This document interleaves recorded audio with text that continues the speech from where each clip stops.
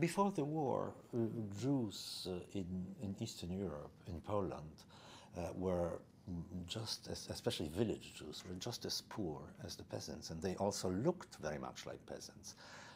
Again, with exceptions, there might be some enclaves where you had Hasidic Jews, and then they would dress differently, and there were, of course, occasionally well-to-do individuals who accumulated considerable wealth, but in villages, in general, Jews and peasants lived side by side. In some parts of Poland, Jews could not own land, for example, so they did not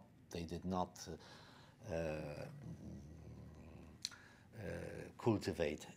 They did not make their living out of farming, and so they were merchants, and but very poor. It's some would own little stores, but then very many were sort of itinerant merchants who would carry their stuff with them and just go from one village to another, trying to sell a few things, and then would come back home for Shabbos, you know.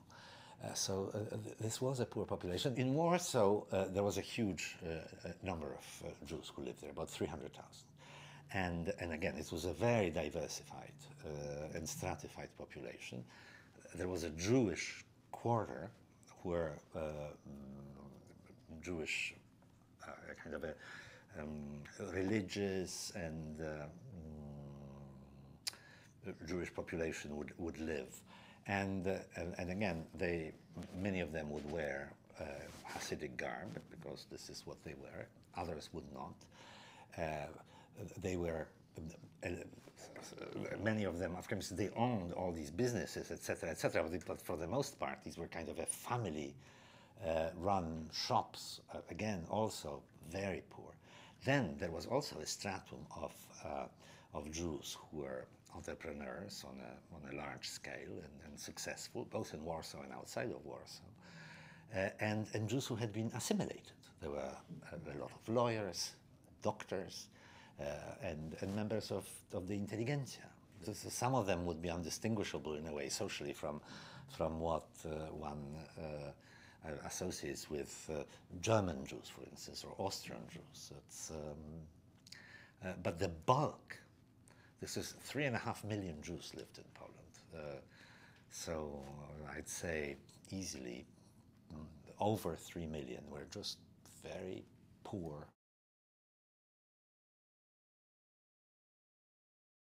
A brief period of Soviet rule in the area prior to German invasion. Hitler and Stalin have entered into a very collaborative relationship in 1939. There was a pact signed between both of them. It's known in history as Ribbentrop-Molotov Pact from the names of foreign ministers.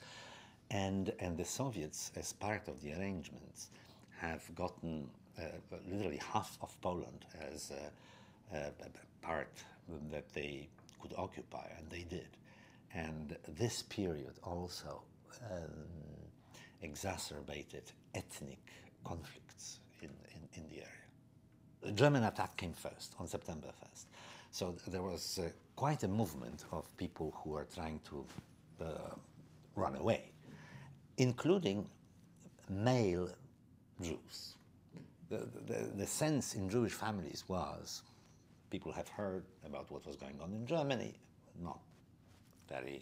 this was not very concrete, but they understood that, of course, Nazis and Hitler might be a danger to them. And but they thought that women and children will not be affected. And a lot of young men, particularly, would leave their homes and just go east, hoping that they will never be caught.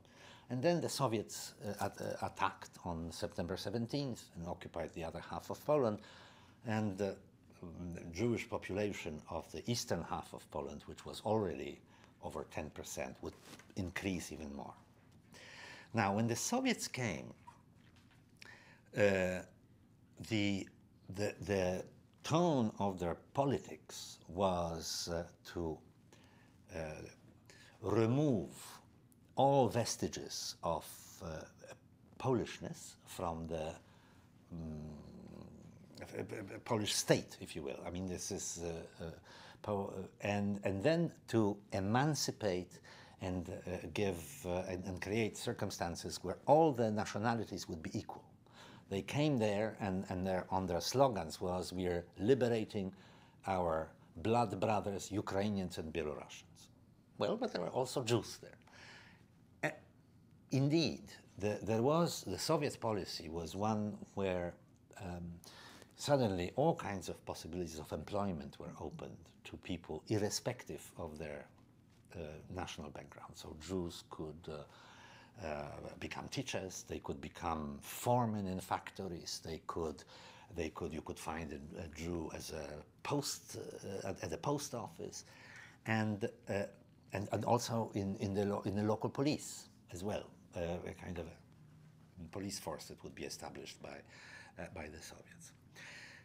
For Poles, this was a process which to them indicated that the Jews are favored, because they previously, while they were fully equal according to the law, in Poland there were no anti-Jewish laws before the war, unlike in Hungary or Romania or Germany, of course.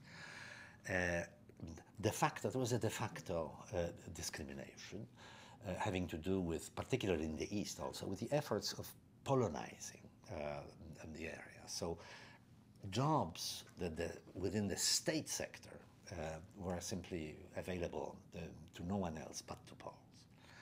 And Jews appearing suddenly on an equal footing, this was a very jarring phenomenon. So the word got out, and it already established itself during the war itself, that Jews are being favored by the Soviets, and that they also are collaborating with the Soviets. They deported, there were several waves of deportation from this Polish territory, and they deported obviously people whom they considered to be enemies of the Soviet state.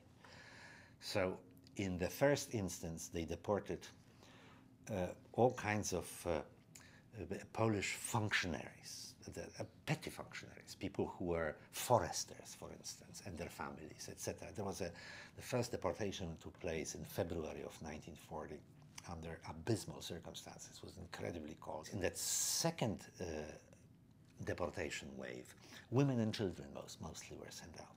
The families, the other men were arrested. And then in the third wave, mostly Jews. Why? Because there was a provision in the Soviet-German agreement for exchange of population. Essentially, the idea was to get ethnic Germans move to where Germans were situated, and ethnic Ukrainians and Belarusians to have them brought into Soviet Ukraine. But when these commissions that would register people for re-emigration or this population exchange went to the area occupied by the Soviets, the bulk of those who signed up for return to Generalgouvernement, which was then already occupied by Germany, and before the war was Poland, were Jews who had fled from this area. And they signed their names, gave their addresses to be notified, etc., etc. And so on a certain day in June of 1940, indeed, there was a knock on the door, you know, and then officials came in, but not in order to send them to where they wanted, west, but in order to take them on deportation trains and send them deep into the Soviet interior. It turned out to be their luck, because the vast majority of Jews who survived the war were precisely those who had been deported into the Soviet interior. They were sent there. The circumstances were very difficult. Significant proportion of deportees would perish within the next 2 or 3 years. But as far as Jewish fate headed, you know, these were Polish Jews who never came in contact with the Nazis and never found themselves under the Nazi rule. So in the end, this is where the bulk of surviving Jews comes from. They would be later, after the war, repatriated to Poland as former Polish citizens, and then immediately leave to the West.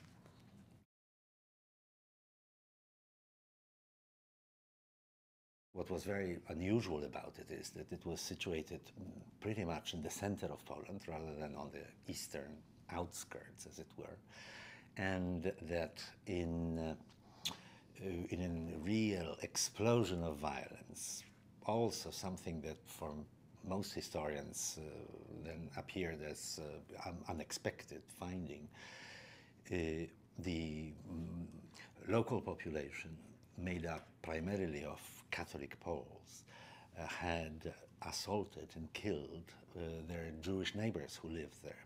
And really, it dealt with incredibly bloody events. I mean, to kill 1,600 people, this is something from the late summer of 1941, where assaults on local Jews are numerous by local people, and they are extraordinarily brutal and violent, yes.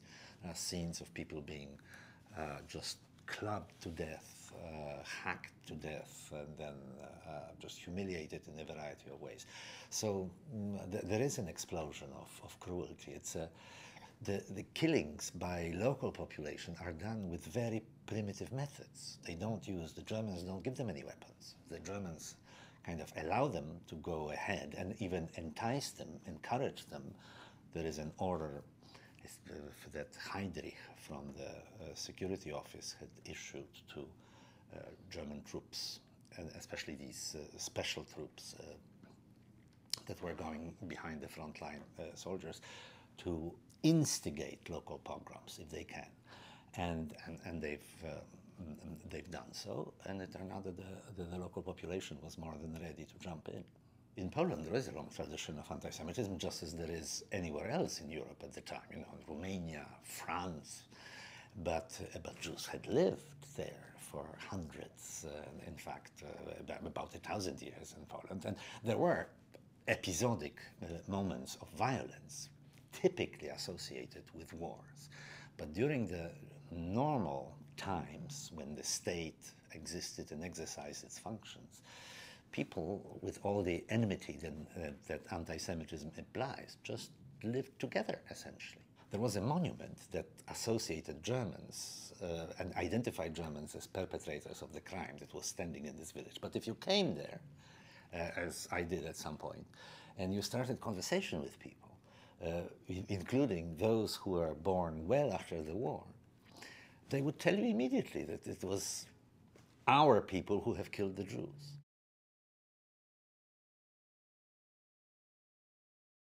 Jewish survivor coming back into their home town or village and being met by people they knew very well, because in these villages they may have not liked each other, but they knew each other and were on first-name basis. And precisely with a question like this, so what, you survived? And it wasn't a question asked in this with delight, and then they are told that they should, if they have people who are friendly to them, that they should leave very quickly, because their life is in danger.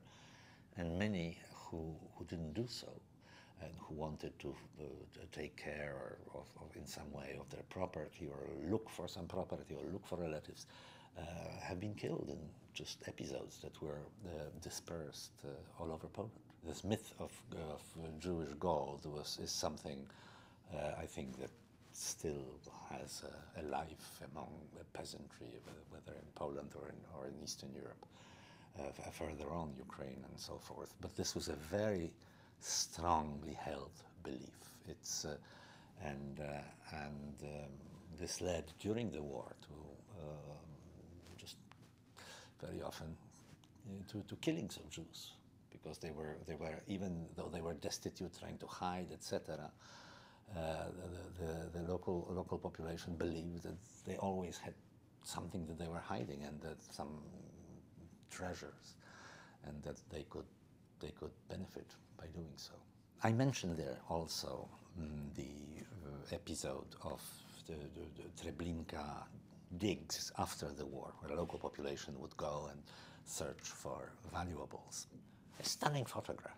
People, it's an iconic photograph, if you will. I mean, a group of peasants standing together, and there is something in front of them, and a photograph that someone who lived through the communist period, for example, would have seen 1,000 times, because every year when the harvest time would come, there will be photographs in communist newspapers celebrating this wonderful harvest. So you have peasants resting nicely, and the crops that they have gathered would be somewhere there. Except that in this case, these crops were a bunch of skulls and bones.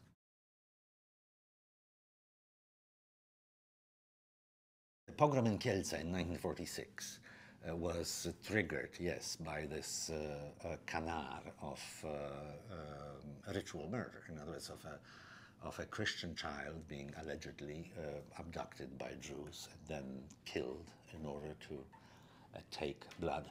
In the original version, in the medieval original version, it's associated with Pesach and with production of matzah. But this was July, not Easter time, if you will. Actually, there was a kind of a modified version of this blood libel theme that was functioning in Polish society at the time, namely that Jews who came back from camps or who lived through the war under severe oppression, that they were weakened physically, and that they were using the blood of Polish children in order, as vitamins, so to speak, in order to fortify themselves. So that was a kind of rumor that was circulating. Since these rumors started circulating very early on in many places in Poland, the Jewish community, or what remained of it after the war, was deeply worried about it and would approach the bishops with a request to speak up on this issue before actually the Kielce pogrom has happened, and bishops refused to do so. They didn't take the stand, announcing officially that this is nonsense, that such things don't happen, as popes have said 800 years earlier already. The number of people that had been killed is also staggering. It's over 40 just in Kielce itself, but then another 40 at least in little villages around, particularly along the railroad tracks. As trains were leaving Kielce, people from these trains would sort of scream to people on stations that were along the route of the train that Jews were murdering Polish Christian children in Kielce, and immediately at the stations over there or on the trains themselves, the same, again, local people or people who were present there would gang up against the Jews and kill scores of them. And one of the most striking conversations that I've came across was this totally absurd, by its simplicity and sort of implicit acceptance on the part of people who didn't know each other. A conversation where a group of individuals are telling to someone that they encounter in the street and who was driving a truck, listen, we have a few Jews that we want to kill, can you give us a lift? And the fellow says, okay, jump in, as if it was the most simple and natural thing to do. Within 3 months, it seems to me, half of all the Jews that have run away from Poland after the war, and it was a very substantial number, somewhere around 150 and to 200,000. Half of all the Jews that survived have run away.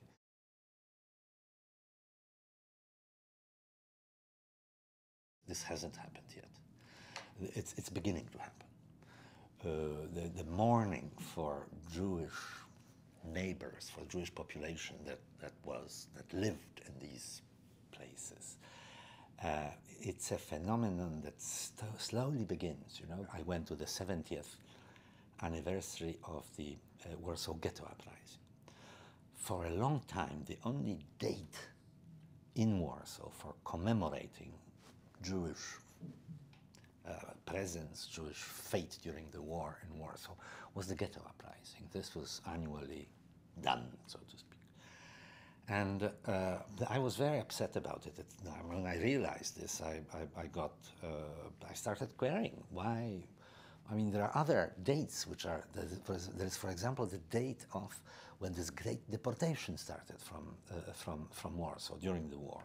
And then within 3 months, they killed, the Germans killed 300,000 people in Treblinka. This is just 300,000 residents of Warsaw. But the whole story of mourning Jewish dead is still something that needs to happen